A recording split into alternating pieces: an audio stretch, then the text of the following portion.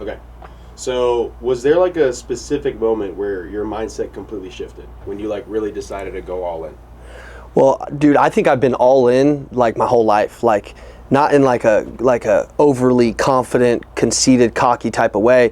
My whole life I've wanted to win, right? So I've always carried this like energy that people are always like, dude, you're different than everybody. And I'm like, I've never been able to really explain it. I just know that where I come from, you know, when I see my mom's face, you know, when I see, you know, like my mom, like I picture what my mom went through to get me and my brother to where we're at. Stuff like that, like it creates this internal drive. Like I think a lot of things are caught when you're growing up and not just taught. And I caught a lot of things from my mom, her relentless work ethic. You know, me and my brother didn't have a dad, so watching her show up every day. She was injured in the military, almost lost her legs, so she was handicapped. She still didn't miss a day of work. She still went hard. And so I have this reputation of a really hard-working, relentless, I'm going to show up and kick ass every single day, and it's because I've had that. So I've never struggled with, you know, personally, I can't really relate to struggling with a whole lot of inconsistency because the drive in me that wants it for my family wants it so bad. I mean, I've had times where I've like gotten less hungry or made money and then like been like, oh, I'm going to chill and shit like that. I've had times like that, and then I'm like pissed at myself, right? So the all-in mentality for me has just been, I've been all in for a long time, man. You know, I'm 35 years old. I started sales when I was 18, so 16, 17 years ago. I can't really remember not bringing that mentality to sales. And I think that that's what's always gotten me giant results. Yeah. Yeah. And I mean, just from, I think, pretty much everybody who's been in the industry and has hustled and really wants to achieve more in life, goes through the ups and downs. Yeah. How do you guys like stay focused and dialed in even when you're going down those downs? Well, dude, I really try to, you know, for the first half of my career, you know, I didn't believe in Jesus. I didn't really understand God or spirituality and stuff like that. And as my life has gotten bigger and as my life has happened, like, you know, over the last 5 years, I developed a really good spirituality and I'm really proud of it. And honestly, there's no way that I could do the things that I do to operate this big of a company without it, because it takes a lot of prayer. It takes a lot of belief. It's like, dude, your company can be it's like you're up and down every single day. That's entrepreneurship. Like as a salesperson, I didn't have to deal with that a whole lot. Like I had to, like as a salesperson, I had to just manage myself. I had to show up. I had to do the work. I could go home when I wanted. Nobody really cared because I just got results. So honestly, I didn't really have a whole lot of downs as a salesperson. Like I always was able to figure out how to have a good perspective. So typically I would go to the gym, hit a cold plunge if I had a down like sales day as a salesperson, and I'd show up the next day and I'd remember who I was, and I'd be like, dude, you can be great, like just go be great. Like shit, dude, like look at Kobe Bryant, look at Michael Jordan. They would go through things, they'd show up, they'd kick ass, they'd shoot the ball, like get out there. And so as a salesperson, I think that I didn't like if I would have had the faith that I have now, I probably would have been 50 times more powerful of a salesperson, right? But I was focused on a lot of the wrong things as a salesperson. As a company operator, it's like that's the number one key that keeps me going, because it takes a lot of faith, it takes a lot of belief. You're flying this plane as you're building it, you know, and so there's not a whole lot of a blueprint. So it's like, you know, there's just a whole lot more ups and downs when other people's income is involved, other people are involved, you feel responsible for everything hurts, everything's personal. Like so I don't know, back then didn't matter as much, you know, I could go up and down, get my perspective right. Now it's like you have to maintain your perspective all the time and figure out how, even when you're down, how to have a good perspective. And I think that's where most people quit, that's where most people lose their business, that's where most people lose their identity, is when they're down. They feel like it's gonna last forever. Everything is temporary and nothing lasts forever. It's my favorite saying, everything is temporary, nothing lasts forever. Your temporary feelings you're not gonna remember in a year. Your temporary defeats you ain't gonna remember in a year. So actually, truly, of it, nothing really matters. Like it doesn't really matter. Just get over it and keep moving. I just have to coach myself, you know? Same as you guys. How do you differentiate between motivation and discipline in your daily life? Well, I think motivation is you're waiting for somebody to tell you something, and discipline is like, dude, you're getting up and hitting the gym 5 a.m. I mean, dude, I've hit the gym for ever since we started this company. There's not been one day I haven't hit the gym, not one day. And I've been sick, I've had the flu.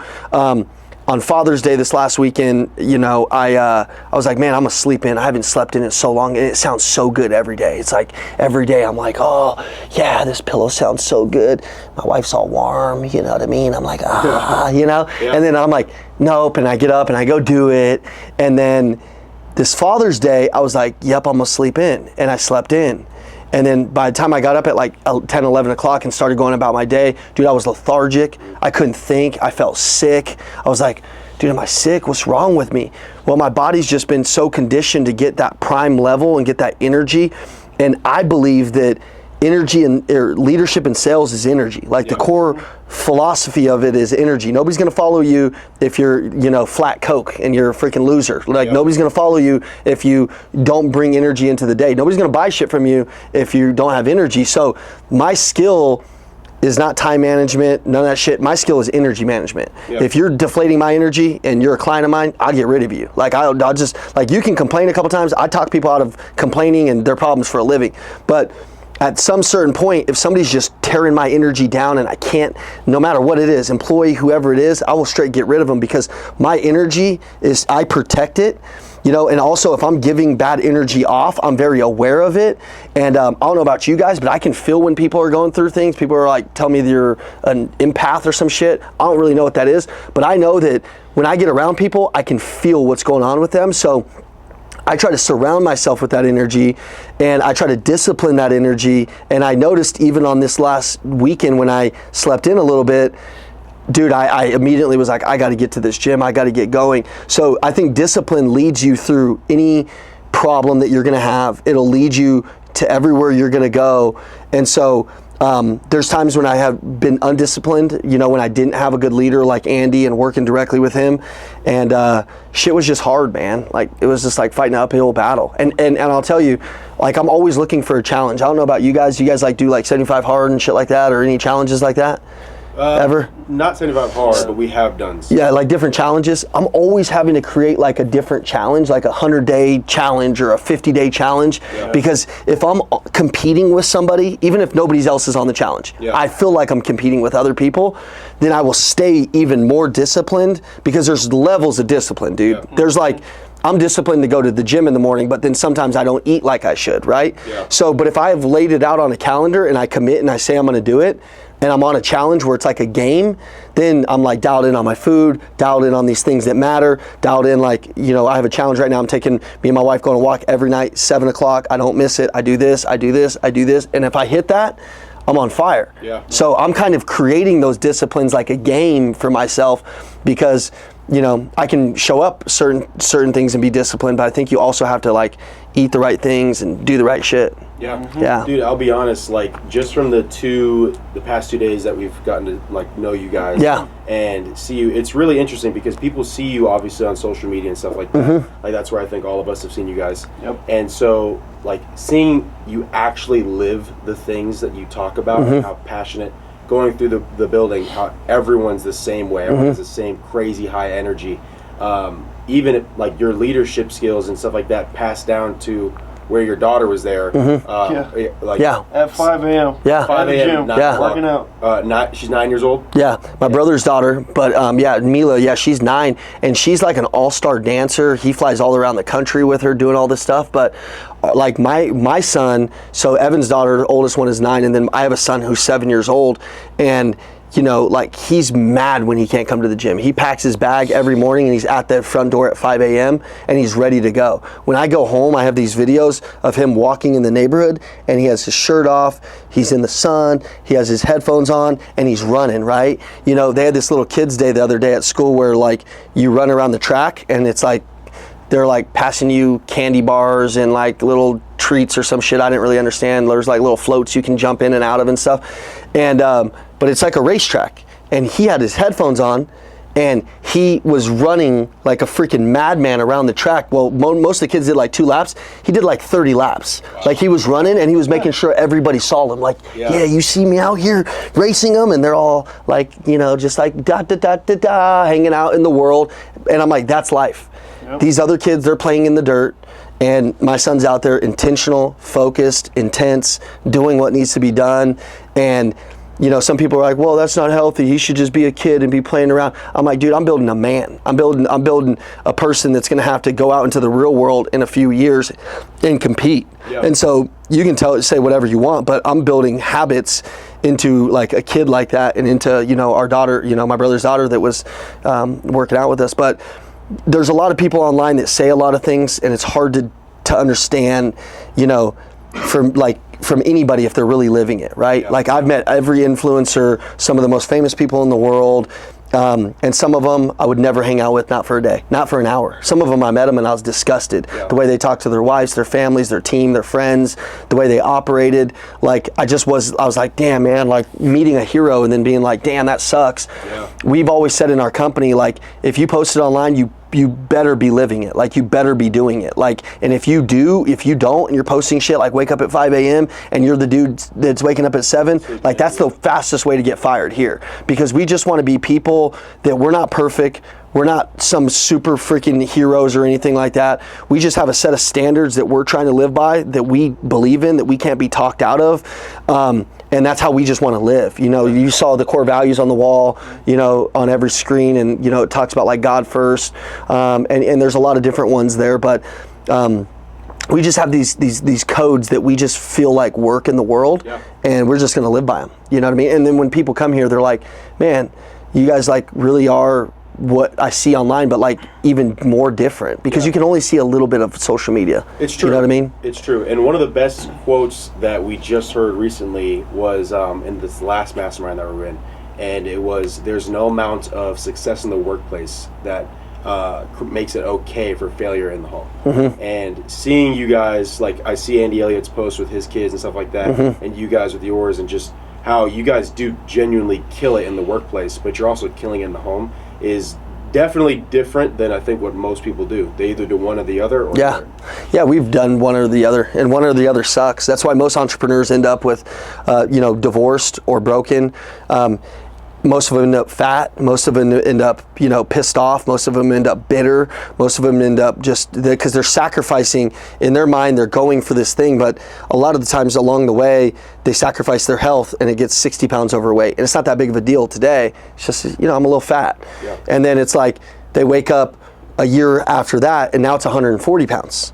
And now their wife is wanting their husband to go back to the way he used to be, but now it's a problem with her and him, and now it's a fight, and he's trying to go get this life for them, but what he doesn't realize is most of them are sacrificing the one thing that you can't sacrifice: your health, your family. And a lot of people have not taught people how to do it all, including us. Like, dude, I was around some of the worst leaders, I was around some of the best leaders, and to me, I don't value, like, money there's some value to money, but it's like, I've met billionaires and coached billionaires that had everything going for them, but wanted to put a gun in their mouth every single day. And, when you go get your dreams, and then you realize, like, if you go get a Lamborghini and you think everything is going to change, and then you sit in that Lamborghini and nothing changes, and you're like, shit, I'm still this fat dude in a Lamborghini. Yeah. I'm still this sad dude in a Lamborghini. Holy shit, nothing changes. I always, like, there's a quote that I like, and it's like, it's like, the wise man seeks happiness under his feet, the fool seeks happiness in the distance. So it's basically saying there's a lot of people, including me, I'm obsessed, so nothing's ever good enough. Yeah. But I have to tell myself, usually on my hand, I have things written down in my hand, and it'll say, like, you're exactly where you should be. Be happy with where you're at. Like, I have to tell tell myself. I literally write stuff on my hand, and I'll be on a Zoom, and I'll be like, here's what I got today. And it's usually like about being present, because I'm always searching for something more. But in that pursuit, you can get lost in what's actually going great today. You know what I mean? Like, even you guys are young guys, and I was telling you guys, the fact you guys drove 18 hours down here, to me, is like the cool, like, I even get goosebumps thinking about it, because I think about those memories that I had when I was 21. Those memories, you can't put a price on those memories. And as you're going through them, a lot of times you just don't really know how powerful they are to your identity, or like how they're going to lead to all these little breakthroughs that lead to this thing, because you can't really see what God's plan is. You can just have faith and follow it. But that's why I like just trying to be present in the moment. And I say trying because there's no way I'm 100%. I'm constantly coaching myself to just be happy in the moment. Yeah, that's really good. Yeah. Again, I want to follow up on something we were talking about earlier, just Yeah. in terms of the difference between motivation and discipline. Mm-hmm. You and your brother both have talked about how you've had people that work here who have sucked and then a switch flipped and they turned into exactly what you're describing. And so obviously you lead yourself first, but when you're leading other people, how do you bring them to that point? I mean, dude, you have to have a culture of accountability. So like if you can't, like these two guys that are the social media guys, they're 21, you guys are like 18, right? 19. When they were 17, they became interns for us, and there's a whole story behind that. It was crazy how they became interns, always giving value, showing up, doing things that we weren't asking them to do. But you can ask them, there's not one day that I've been easy on them. There's not one day where I'm like, hey, congratulations, you're doing the fucking most awesome job ever. I'm like, hey, you did great on that, but like, I'm always coaching them to be better. And at some point, some people just get sick of that shit, right? And that's okay, because I mean, I really don't give a shit, because if you're around us, we want you to get better. We're gonna demand you get better. We have a culture of accountability, so we're gonna be direct, we're gonna have that talk, we're gonna be friends, we're gonna love each other.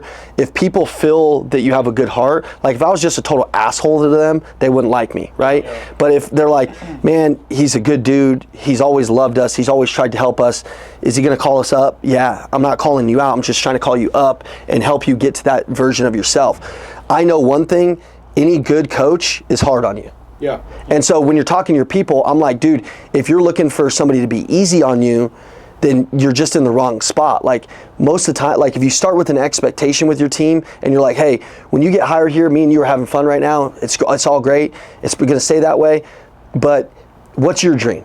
And then he tells me his dream. He's like, my dream is to get my wife a house and this and that. Along the way, you're gonna get distracted, you're gonna get confused, things are gonna happen, and it's gonna be my job to make sure that you get that dream. It's gonna be my job to have hard conversations with you that you don't wanna have. Are you gonna be cool with that? Yeah? Okay, remember that. And so you as a coach and as a leader, you have to be able to have hard conversations with people they don't wanna have. You gotta be able to get a result out of them that they didn't know they could get.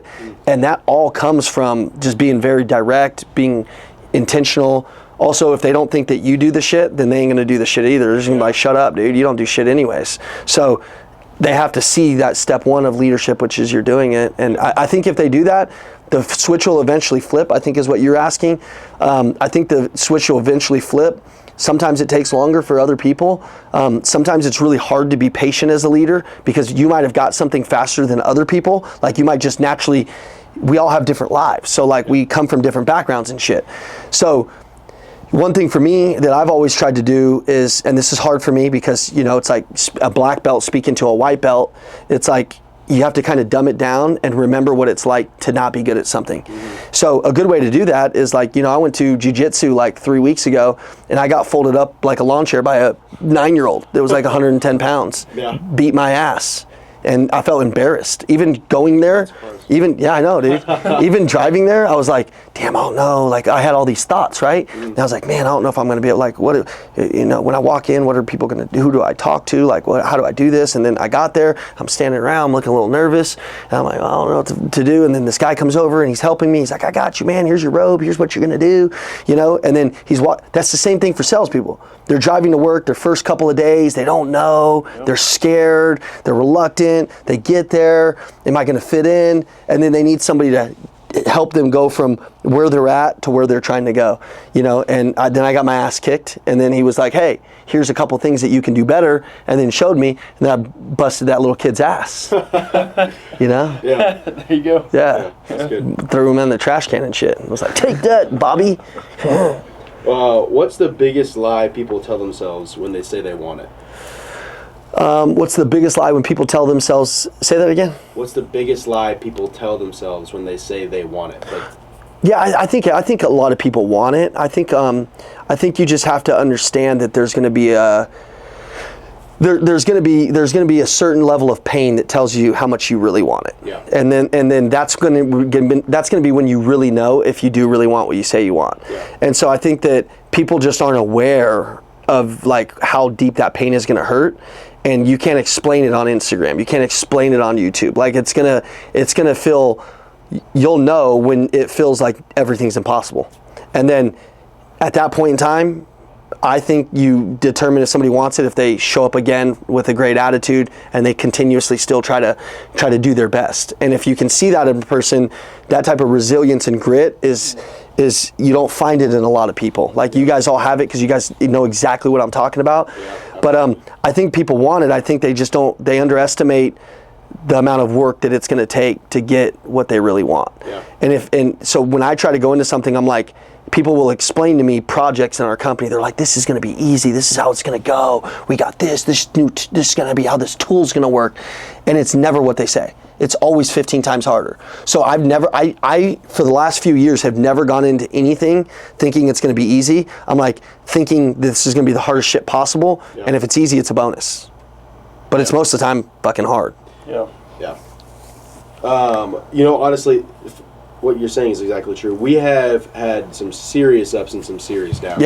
I mean, lost hundreds of thousands of dollars multiple times. Now again with the solar industry taking a big dip with the finances dropping out of the situation, stuff like that.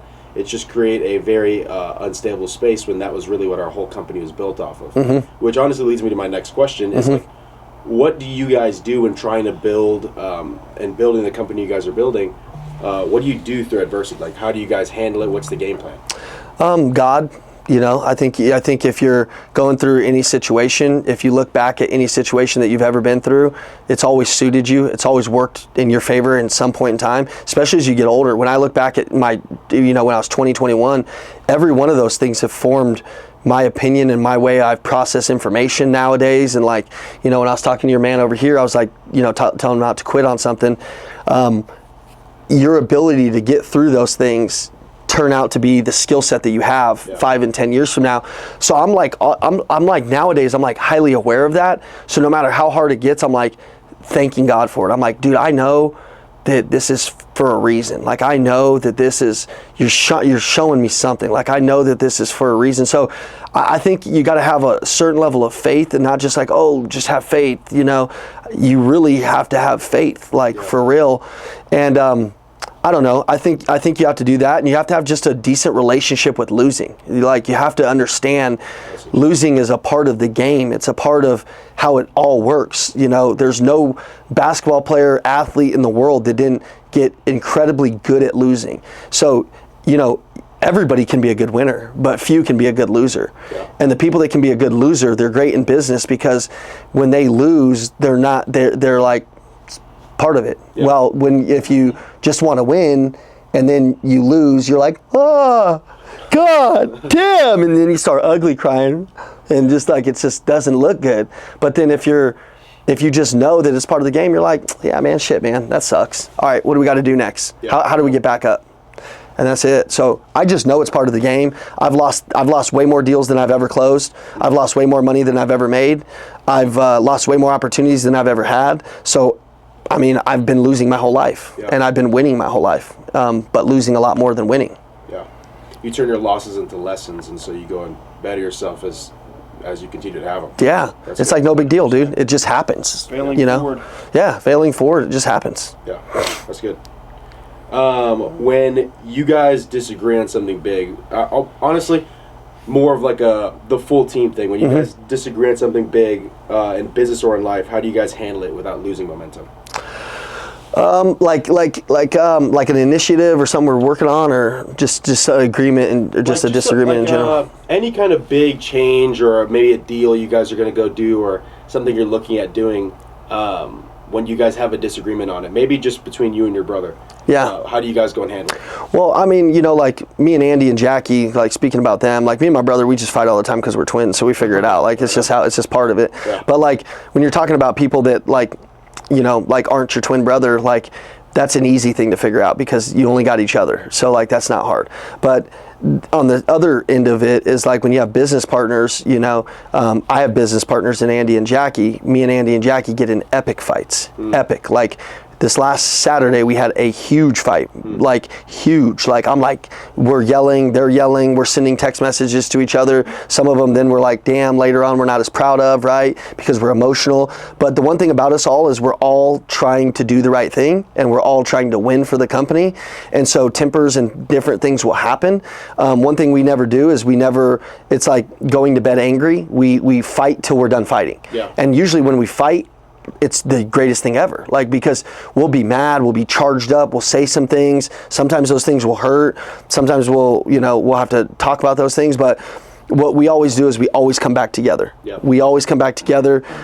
Any person that you fight, that you have respect for, that you love, that you truly want to work with, you're not like everybody else. Like most business partners, they get in a couple little things and then they're suing each other. They're mad at each other. I mean, dude, me and Andy and Jackie have fought 1,000 times. We fight a few times a week, and like we argue a lot, and it's like not easy. But we also, I sent him a message and I said, hey, the message I sent you, I don't think my tone was right. I don't think that, like, looking back at it, I think that I could have delivered this message a little bit better to you. And I know I could have done that. And I was saying some things to him. And then I said, but the one thing I'm most proud of about all of us is no matter how charged up we get, we always come back together and we always figure it out. Yeah. And we always get better and we always grow from it, and we never quit on each other. Yeah. So I was like, hey, thank you for, just dealing with my bullshit and helping me grow. And, we've just been close like that, and we've developed respect like that.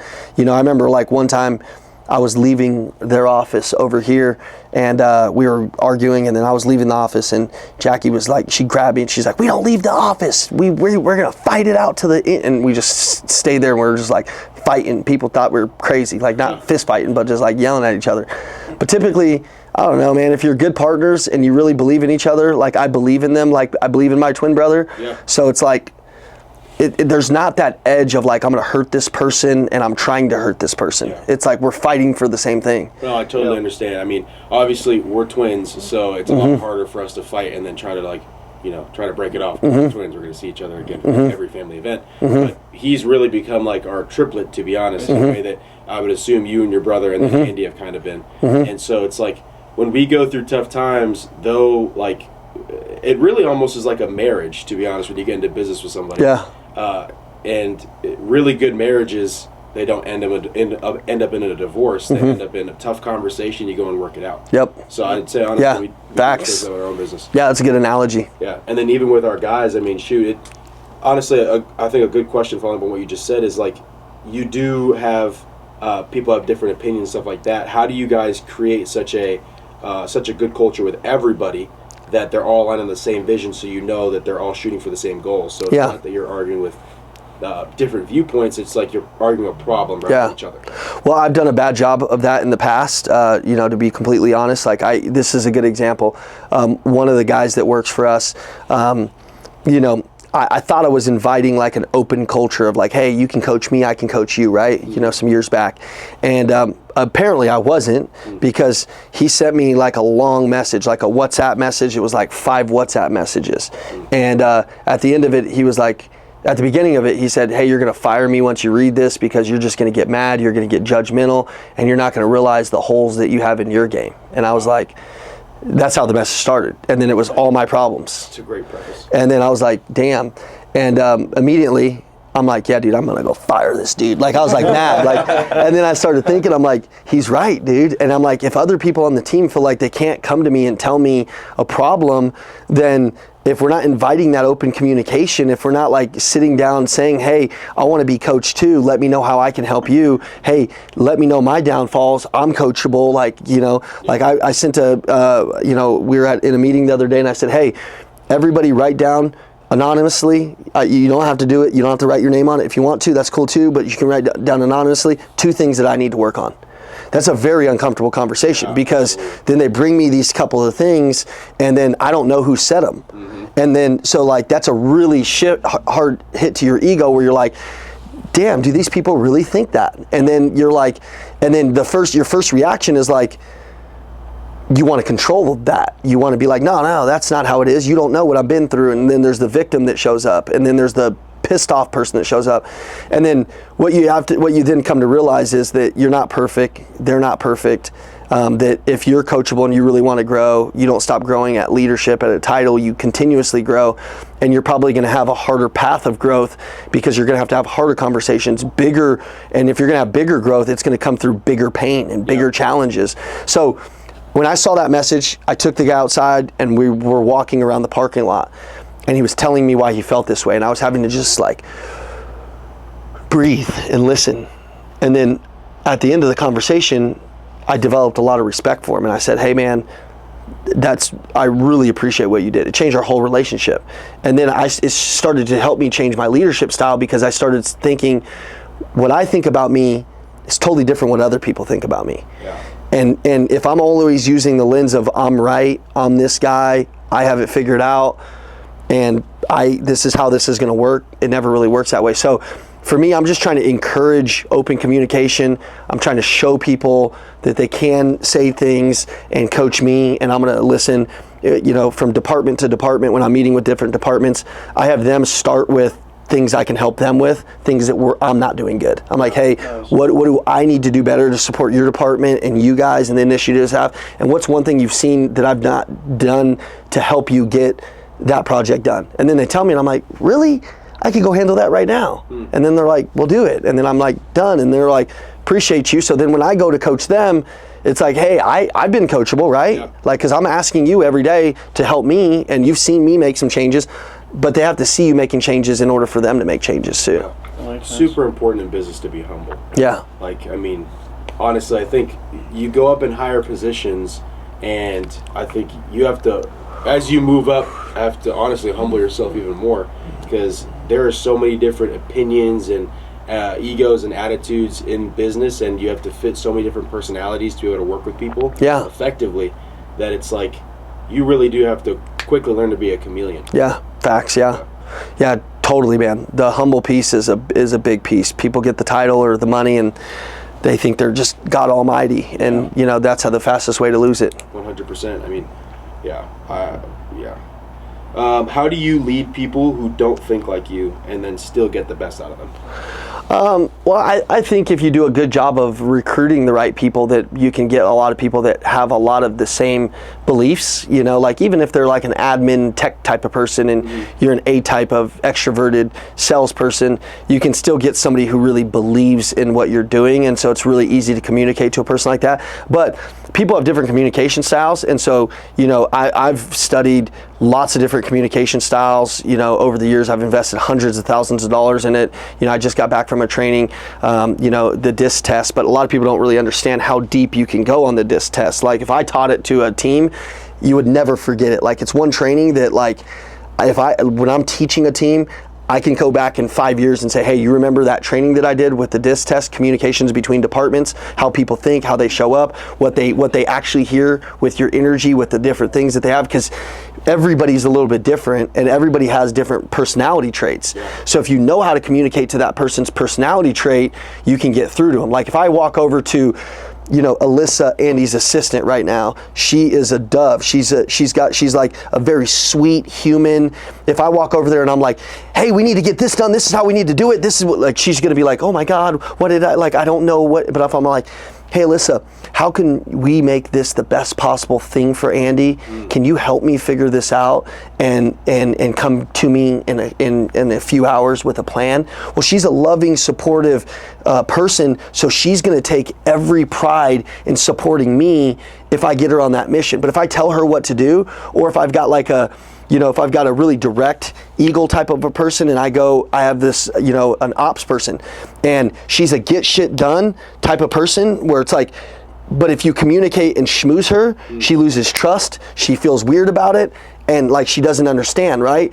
But if you also don't go to her and tell her that she's doing something right or wrong, she doesn't get it. But she wants to also make a decision. You can't micromanage that kind of person. I have to know how to give her a task, give her a couple of things like a deadline, and then I have to let her fly. I have to let her flap her wings and let her go get the results, because she's results driven. She wants to do it by herself. She's independent. And if I'm sitting there like, hey, how's this going? How's this? What's going on? She's going to be like, dude, get out of my face. Like, I'm gonna punch you in the face. Or she'll just quit, right? Because she can't be what she's naturally built to be. So I think understanding how these different people think and how to show up for them instead of like, you know, talking to them like they're the same as everybody else, you got to know personality traits. You got to know how to talk to them. You got to know how to show up for them. And if you do that, you can really connect deeper with them, and the deeper you can connect with them as a leader, the more on the mission they are with you. Absolutely. I mean, just from like asking people their why and them going and explaining it, like sitting down with each person, pulling them privately for a chat on a one-on-one, and being able to really understand like the way they do things or why they do things has helped a ton in our business. Just be able to properly go and coach each individual person. Yeah, because everyone is so different. We developed a tool. We've never even talked about it, but we're gonna announce it pretty soon. And it's when you onboard somebody, we have this really sick onboarding process, and we have this really we have this technology where it'll send. You say you come in on a job form link, or you're on our Instagram, we say, hey, you want to work here, you click the link, you come in, it'll make you send like a video, it'll rank your eye contact through AI, it does all this crazy stuff, right? But it also does these onboardings where it'll have you submit certain questions and it'll have you go through personality tests. And so we can see what your personality test is. I could design the personality tests according to like the top players in our company. They're very creative, they think outside the box, so I want some more personalities like them. Well, I could design that so that I already know kind of who I'm getting for that department, right? And then but that's all like personality science, and so it actually really works because you can tell what people's downfalls are, what they're like kind of internally kind of already built. Now everybody can be coached a different way, but I think if you start with people and you already know how to show up for them, because also like on my personality test for our employees, I kind of know how they run according to science. And so I kind of know, and I believe in the science. It's worked for me. Like I can show you your profile and you'd be like, what? Oh my God. And then so when I'm talking to you, I can be like, okay, here's how he typically works. Here's the type of leader I need to show up and be for him. But most companies, they don't have an onboarding process, they don't have a hiring process, they don't have a training process, they don't have any of that shit. So you just go and they just figure it out. They don't have a leadership communication process. There's none of that. So we go build that for people so that they know how to show up for people, because if you do that, that's the highest leverage activity you have as the sales, as an organization, is the salespeople and the leaders growing. Yeah. We just, again, from the last mastermind we went to, because honestly, talking to people who are in higher positions or where we want to be is genuinely so useful. We learned how important like standard operating procedures are, and just like how much we were missing in our business that we needed to have in there when we were doing really well. Like we thought, oh, this is fantastic. We're getting 20 deals a week with like 8 guys. Our per rep average was fantastic, and we had no operating procedures. I could not even imagine like if we were able to properly go into this owner space again, implementing proper structures and systems. Totally. How much better we would have been. Totally. Yeah. It's crazy. You guys are learning a lot of this stuff like so young that it's just wild. But dude, I just learned this stuff these last few years. You know what I mean? Yeah. We're super grateful for like all these different like people we've been able to be around and hear from, because your network is your net worth. You get to learn from people who again are in spots that you want to be in. It genuinely does change the way you go and deal with business. Yeah, 100%, man. 100%. Best way to learn is to see people what they're doing and how they process stuff, and you can take that into your life. We always say there's three ways that we think are the best way to learn. Like if you have new information from somebody that's like Andy, that's really his unique capability and skill set is the way that he can get more out of people. So he naturally talks a lot different. Maybe the same information, but the way he delivers it might be new to you, helps you see something different, new experiences. When you're around like this lion's den, you'll never forget this, right? It's like you're gonna be like, wow, man, like it increases your vision. The amount of companies that have come in here that have built almost the same exact building, I mean, I've got hundreds of them, like that they have a lot of this. Like I was on the phone with this guy, Jake, and he's sending me pictures, and he's got his signs look like ours. He's got these, he just took pieces of it into his thing. So you got new people, new information, and new experiences. And if you have those experiences, that information, and the people, like new people in your life, like you're saying, it naturally takes you to a higher level because you can really learn through people, you know? And I'll be honest, like we've only done 2 masterminds. We have a good network of people. Yeah. And like just being straight up, not trying to glaze or anything, but the energy you guys have has genuinely, like, in a matter of, I don't know how long we've been here, to be honest. 2 days. No, how long we've been here. But Yeah. our entire team in the car, they just came to let me know. They're done smoking weed, done drinking, done with their bad habits. They're going to the gym earlier, and this was in like a 2-3 hour span, right? And that kind of vibrations that you guys are able to bring off and give and like infect the environment so much is really insane, and something that definitely I know the three of us, and I'm sure they too, want to be able to replicate. So I do seriously appreciate that. Yeah, no doubt. I think it's just when, you know, a lot of the times it's like you just have to see other people doing it, and if you can get sold on it enough, like since I'm so sold on it that like if you're 21 and you're gonna go do all that shit, that it will probably cost you that life. I'm like so sold on it. Like you can't unsell me on it. Like that's the power of sales, is belief. Like even like no matter what, you could have all the right word tracks, but if you don't believe what you're saying, then people aren't going to believe you.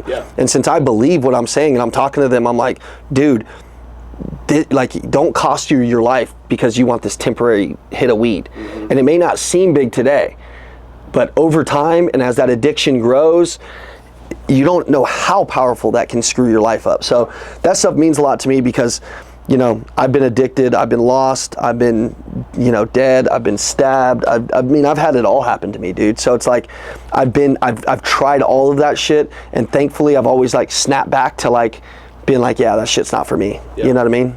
And I mean, I know for me, like, I don't know if this is everybody, but when I see somebody like in your guys' position and I don't know your backstory, I just assume you had like this great, wonderful upbringing and you had like great experiences and stuff like that. But it really is cool, like in the couple hours I've been here, really learn a lot about your guys' past and how much stuff you guys have gone through that have really shaped who you guys are today. You could have either chose to what did you guys say, be a dipshit? Dipshit. Be a dipshit or be an absolute stud. And there was really all signs showing that you guys should have been a dipshit. You had a rough upbringing.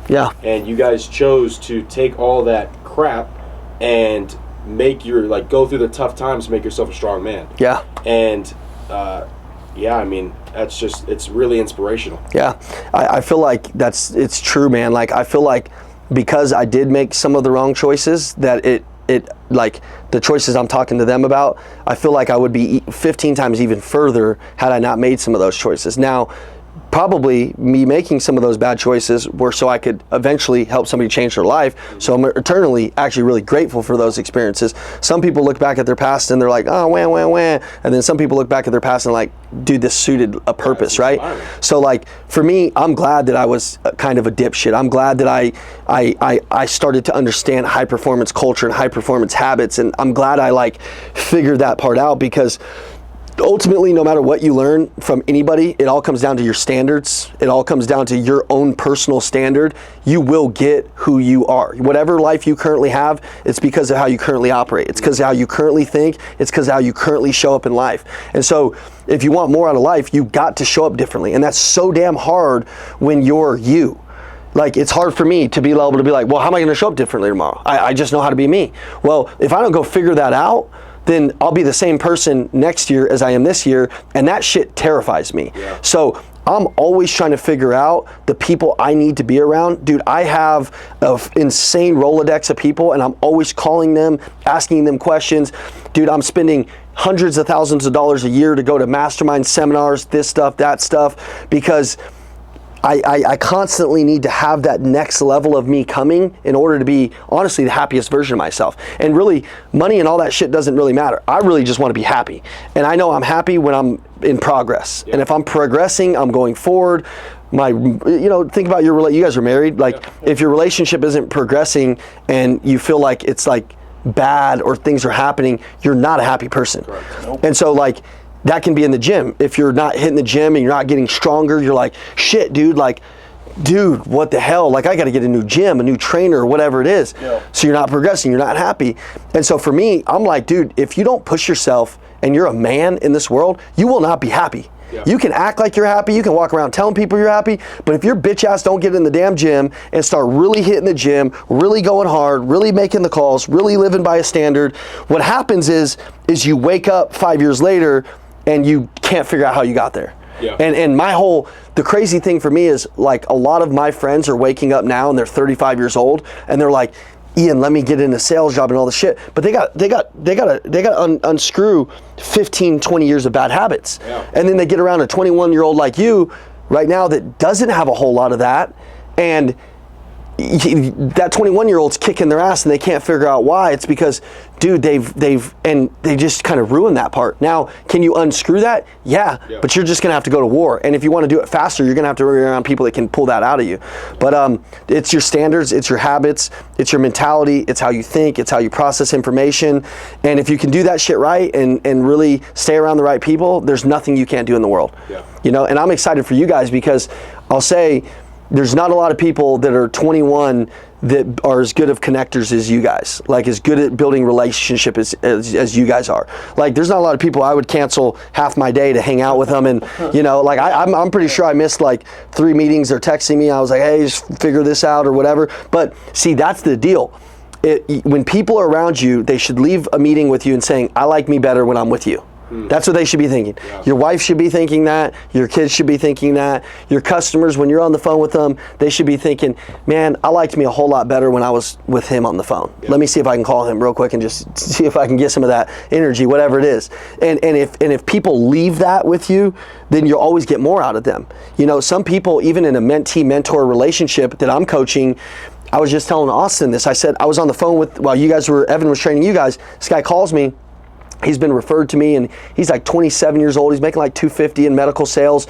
And he's just, you can tell he's just on fire for life. He's really trying to grow. He's not happy with himself. He's about 30 pounds overweight. He feels like he's a little slower compared to where he should be, but he's just a good guy. Yeah. You know, he's just really trying. He's dumping the energy back into me and he's committed. And he's like, dude, tell me where to go. Tell me where to be. I'm going to be there. And just know this, I'm going to be the best student you got. And I'm like, that's the kind of shit I like. Next thing you know, I'm on the phone with him for 45 minutes. And I'm like, shit, dude. You know, next thing you know, I'm with you guys for 3, 4, 5 hours. Yeah. You know, like Andy Frizella, you know, we went down to his house and I'm sitting with him. We're at his headquarters. He's like, you guys want to come back for dinner? Go back to dinner at his house. He's like, dude, I don't do this shit with nobody. And we're sitting with him and, you know, then it's 1 o'clock in the morning. And he's like, his wife's like, dude, he ain't hung out with anybody like this in forever. Yeah. It's because people can feel that, man. They can feel like when you really care, when you're really listening, when you're really present, and when you're really doing those things. And it's the same in sales. Like every time I'm talking, I'm thinking about you can use that in leadership or sales. If you're really listening when you're on the phone, are you listening to respond intelligently like a dumbass? Like, oh, they're going to say this objection. I better be able to handle this. Here he goes. Oh, and then they're like, yeah, you're an idiot. They like know it. They can feel it. They're like, oh, this guy's trying. Or is this person like, you know, this is a good analogy. I was at a car dealership and I was standing next to the salesperson. This lady walks in and she's like, hey, I was in a car accident. I want to get the same car. I want a Nissan Rogue. And this guy goes, oh, perfect. The Nissan Rogue's right here. Let me show you. And he's thinking like, it's for like, he's like, oh shit, this is a sale. She had the same car. Yeah. Like, hell yeah. Well, the deal didn't go through and he asked me and I was just thinking about it the whole time. And I'm consulting him, so I'm watching him today. And I get the managers and the salespeople together. I go, do you know why you missed that deal?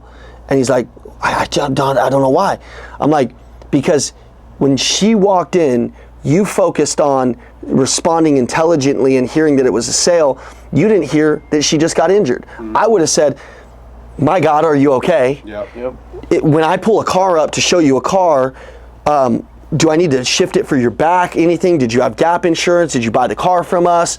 You know, is your family okay? Is your friends okay? Were the other people okay? Where did this happen? Like, that was my opportunity to build a great relationship with her, understand her, be able to serve her, and then not run her out onto the car lot or just try to sell her, but sit her down, get her some coffee, get her some water, you know, tell her that you're there for her. Thanks for choosing us. You know, if she's buying the same car, typically it's because the car saved her. So like, are you engaged or are you just listening because you're listening to your own fucking thoughts? Yep. Start listening to them. Yeah, people aren't looking for just a financial exchange. They want a real value exchange. Yeah. And that really especially goes obviously in sales when you're selling someone a product, especially in like the car or service-based industries. Everything, man. Yeah. Leadership too. It's like you could have a person that's off and he's not selling and you go up to him, you're like, come on, man, like, let's go. but you didn't hear like 3 days ago he was having trouble with his wife, and if you would have just took him to lunch and said, hey man, let's sit here and talk about at lunch and coach him through the wife problem, he would have figured out the wife problem and gone and killed revenue. But you were hearing revenue, you weren't hearing having a problem at home. You know what I mean? And leaders, they have to be aware to be able to do that. My wife's calling me. She called me twice. If your wife ever calls you 3 times, you got to answer. Hey, babe, what's up?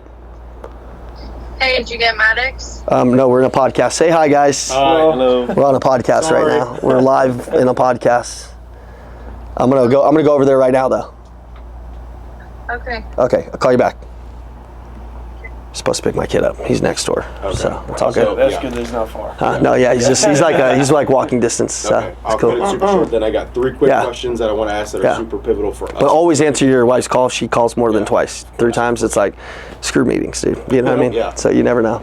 How do you handle high producers who bring in results but carry toxic habits without letting their influence hurt the culture or the rest of the team? I don't, man. I mean, dude, if you come in and you're a high producer will ruin a company if they have those. So, like as a leader, you have to identify that right away, and there's not a whole lot that needs to be said. Like, and then also if somebody develops that over time, because that's usually what happens, is like sometimes they get entitled, they develop that over time.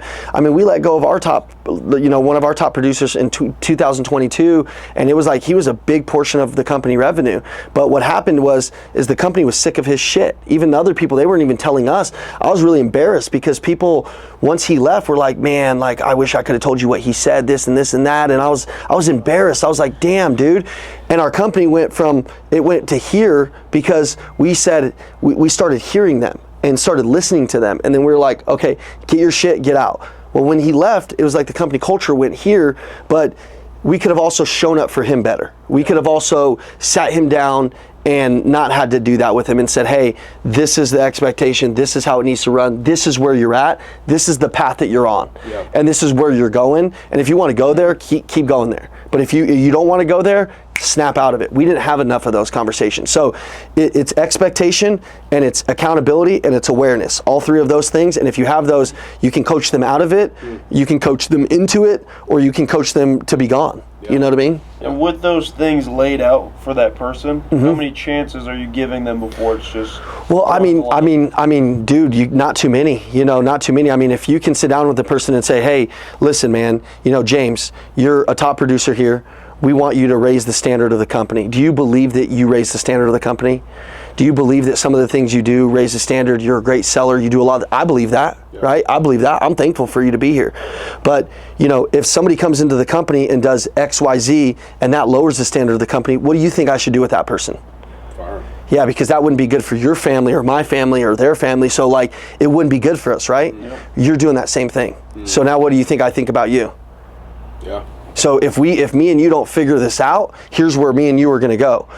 I don't want to go this way, but we're at a fork in the road where if you don't go this way, we're going to go this way. And that way is usually us not being together. I don't want to not be with you, but also I got to be direct with you. I got to tell you, I don't like that shit. It's hurting the culture, and I know that it's not you. Is there something I need to know to help you, to show up better for you, or that you're going through, and it's the reason why you're acting that way that you're acting? That's great. Yeah. And then maybe he tells me, and that's selling. I just closed you on a different story, and then I came back to you and then closed you on your own problem, and then said, how do we figure that out? Which is then I'm working through it with you. Yeah. And so if I do that, then he's probably going to tell me, and then we can figure it out.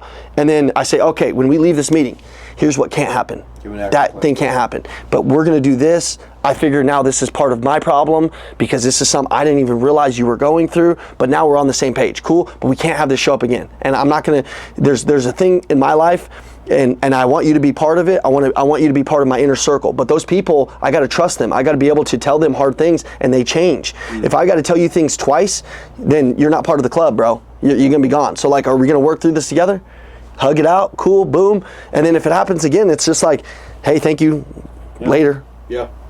We talked, remember? And you never go into a firing emotional, like, hey, get the fuck out. Like you don't go in there like that.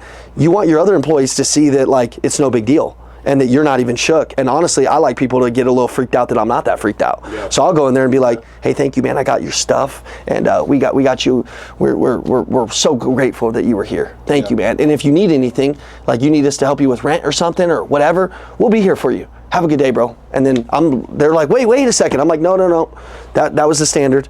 And then everybody else knows that it's a standard. Yeah. You know? Set solid expectations and handle it accordingly. Yeah, and most of the time, toxic habits don't come from that person. They come from that we allowed a person to have a habit, and since we allowed it, we in fact promoted it. 100%. And so if we don't get rid of it and help them get rid of it, which is really hard for young leaders because you just want people to be great, you want people to be you, and you don't typically have a lot of that. So it's hard to go say, hey, don't do that shit. Yeah. You know, you don't want to be their dad, but ultimately, if you don't have good accountability and you're not direct, you end up hurting that person's family, you end up hurting your company, and you end up hurting you end up hurting like your wife because you couldn't get that shit together. So now you're emotionally tied to all this shit and you can't even focus on anything else. Stressed. So it's just expectations up front and handling them up front. Yeah. I'd say that's our biggest issue, honestly. Yeah, it was my biggest issue for sure. I had to learn how to be direct because I'm like a direct kind of person. But like, if you give me the wrong food at a restaurant, I'll just eat it because I didn't even want to talk about it. I didn't even want to have the conversation. I'm just like, it's food, whatever, you know. But like, I usually wouldn't go out there and handle those things, and those little things would become the big things. And then, you know, like the girl I was telling you, Maria, I had all these little things stacking up against her, and it was like resentment was building. And then she did this one thing and I freaking lost my mind. Yeah. And then she's like, what's your problem? And I was like, this. She's like, that's like 8 months of shit. Yeah. And I'm like, yeah. And she's like, well, don't you think that we wouldn't even be here if we handled that? And I'm like, yeah. You know what I mean? No, I do. Those are all things I learned, man. Yeah. Those are things like, and things I'm not perfect and still battling today. Yeah. You know? We're learning that right now, and that's good advice. Yep. Yeah. Thank you. Yep. Really quick, what have you both found, well, I know you're both not here, but what have you guys found to be the most effective way to not only retain people, but also develop them into strong, independent leaders with great culture? Say that again? So what have you both found to be the most effective way to not only retain people, but to also develop them into strong leaders with great culture? The only way and the best way to retain people is to help them get their dreams. Okay. If you help people get their dreams, they'll always be with you. If you also help people when they're at their hardest points, two things. You help them when they're at their hardest points, they'll never forget you and they'll always be with you. And even if they're not, you did the right thing and you're a good person, right? And so I'm always trying to guide people to their dreams. What's your dream? Like even my wife, her dream is not all of this shit. Her dream is like having a family, having a certain house, like having our kids go to certain schools, like a lot of these things that don't really matter to me. Like, you know, I'll put them in public school in Phoenix. You know, she wants a private Christian school, all this, right? But like she has her dreams. So I got to help her to get to her dreams, like the things that really drive her, right? So the people, if you can help them get to their dreams, then they're going to remember that, right? So there's like little steps that you have to help them take. Yep. Evan, we call him the chief dream officer. He sits with new hires people, he figures out their dreams, and then we figure out how to guide them to their dreams. And we figure out how to keep them accountable to their dreams. But then secondly, you know, you're inevitably going to go through a hard time. No doubt about it. And a lot of people, they're with you when you're cashing checks and everything's great, and then the minute shit gets hard, they're gone. The minute shit gets hard, it's our chance to prove to somebody that we're there for them. Yeah. It's our chance to prove to them that we are there for them and that we're going to stand with them. Maybe they're wrong. Maybe it's something they're extremely embarrassed of. Maybe it's horrible. I don't know. Yeah. But we can evaluate and say that's where loyalty is created. So loyalty and retaining to me kind of go hand in hand on those. I haven't really found two things that work better in that. And really, I'm not really trying to work them better. I'm really trying to help people achieve that because I want people to get to where they want to go, and I want to be there for people when it's hard. Yeah. Because I remember the people that were there for me when it was hard, and there wasn't many of them. Yeah. And you remember them every day. It's true. Yeah. Yep. Would you rather bring on a proven producer with bad habits or someone brand new with zero expectations but fully coachable? Brand new, fully coachable, zero expectations, yeah. You know, like... you know, if they have bad habits and they're a proven producer, you're just going to build what everybody else has built, which is a shitty sales organization. If you can mold people and build leaders, which is the hardest thing to do, because that guy might put up, say, 100,000 in a business, and this guy might put up 15,000. But the longevity of this guy far supersedes this guy. Yeah. Like there's a cost to this guy, that's a cost to the team, that's a cost to other people, that's a cost to you. Sure. Yeah. You might not even be able to go develop other people because you got to fuck with his bullshit all the time. So that's stressful, and that's not worth it to me. I'd much rather deal with somebody that I can coach, that runs a play, that understands expectation, that works hard, and we put up less money, and I have a better life, even if I didn't make more money. Yeah. That's good. Yeah, I'd much rather make less money and have good people than have a bunch of shitty people and make more money. You know? Yeah, Makes sense. So- Sure. We just had to do a big firing for our team. We had, I think at the peak, we had 46? Around 40, somewhere in that range. Now we're down to, well, we actually regrew again, but down to like the core guys is like 13, I think. We have 13 guys. And even out of those 13, we got to do some more weeding just to make sure we're keeping like the main people in our circle super strong. We want everyone as aligned to the vision as the people that we've seen here. Yeah, Like, that's how and if you can align 7 to 10 people really good, then that's how you go create 50, 60, 70 people. Yeah. Because then the work then becomes the second lines and third time, it's legacy leadership, it goes on and on. But yeah, man, I mean, we've trimmed the fat. I mean, we've trimmed the fat multiple times. And as the company gets bigger, inevitably you're going to have to make some trimming and some cutting and look at yourself as you're doing it, because you're 100% the problem every step of the way. For whatever that firing was, you guys are all the problem of it. Yeah. So you look at that, you figure out how you could do it better, and then the next time you do it better. Yeah. And then you're good. Absolutely. Hopefully this will be as quick as possible because I know you have to pick up your son. But I want to ask, so when it comes to people having the right expectations, the right culture working in business, we've run it both ways where we've tried to be lax and it's like, hey, if you can produce whatever way you want to do that, great. We've also run it where it's like, hey, you are at the gym at this time, you are at work at this time, you are not drinking, you are not smoking weed, you are not doing anything because this is the standard. We've run it both ways. My question is, to what extent do you feel like it's right to be that involved in somebody's personal life that's technically outside of work? Like obviously that directly affects them. I mean, I don't really have to tell them to be to the gym at the certain time. They know, and then we're always talking about it. Like, hey, look how good this guy looks. This guy's struggling. Like, we'll straight point it out. Yeah. We'll be like, look at this guy. And then, like, we're constantly pointing out fitness. We have runs every Thursday up the mountain on 100-degree heat. So you don't really want to, and that's a mandatory one. That's the only thing we're going to tell you have to do for I want us. to be out of shape for that. Yeah, you don't want to be out of shape for that. So like that's the only every week, every Thursday. And so like that's like a 3-mile run in Phoenix. You know what I mean? Like it's not an easy one. So but we don't really tell you got to be at the gym at a certain time. Like I try my best not to be a micromanager or anything like that, like, because I've never had a manager. Nobody's ever told me what to do. I've always just done what I'm supposed to do, so I'm not that good of a manager. Yeah. We have a manager, and he's a lot better at it than I am, but it's like we just set up a couple standards. Like, hey, man, we're doing this fitness challenge. We want to see you in the gym. If we're not seeing you at church, if we're not seeing you at the gym, if we're not seeing you meal prep, if we're not seeing we just know you're kind of lacking. You know what I mean? And so I don't know if we really manage that. We can tell it because you can see it in people and you can feel it in people. And so we more just like lead by that example. We do have a run, and that run is so we always, JJ Watt and TJ Watt, their dad used to say, I used to coach my sons outside in the 100-degree heat for like 30 minutes a day. And he's like, it wasn't hard for 30 minutes or 20 minutes, but he's like, now they embellish and they think that they were out there in the sun when they were 18 years old. They thought I was working them out in the sun all day long, all summer long, because your mind starts to tell you did some things that it might not even be that big, right? Yeah. So like, even when we used to do the runs around this fountain in Scottsdale, we would be like, we were out there and you should have seen us. Yeah. But the runs suck. Every Thursday they suck. 5 years from now, they sound really cool and they're a good team building activity and we grow. But we don't really, we lead by example.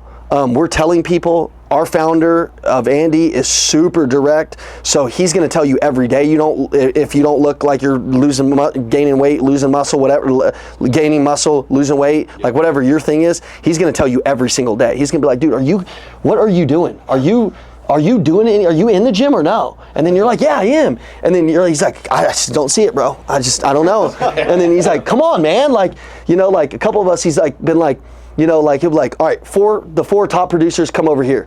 4 bottle producers over here. He's like, what's the difference? And then everybody's like, they don't want to say shit. I'm like, they're fat, they're not. Yeah. And it's the truth. It's like these guys are, we're like, we don't really say it like that. We're like, these guys are like out of shape. They're like, maybe they're newer or whatever. But our 4 or 5 top guys, they're shredded. They're like dialed in. Yeah. We're like, what time is these guys get to the gym? 5. Does anybody ask them? Yes. Does anybody tell them to hit the KPIs? No. How many calls does he make? 200. How many calls does this guy make? 20. Do we see the standard difference? Yeah. Okay. This guy, he makes 700 grand. This guy, he makes 7,000. This guy has a hard life. This guy doesn't have a hard life. Yeah. Which life do you want? And so we actually just like have direct correlations in our business because we have built in those people. But it just starts with like you guys getting 4 or 5 people. Andy had to work so hard on our top 6 people. Our top 6 people are like the core of our company. He worked on those six people day and night, 24/7, 365 for like 3 years.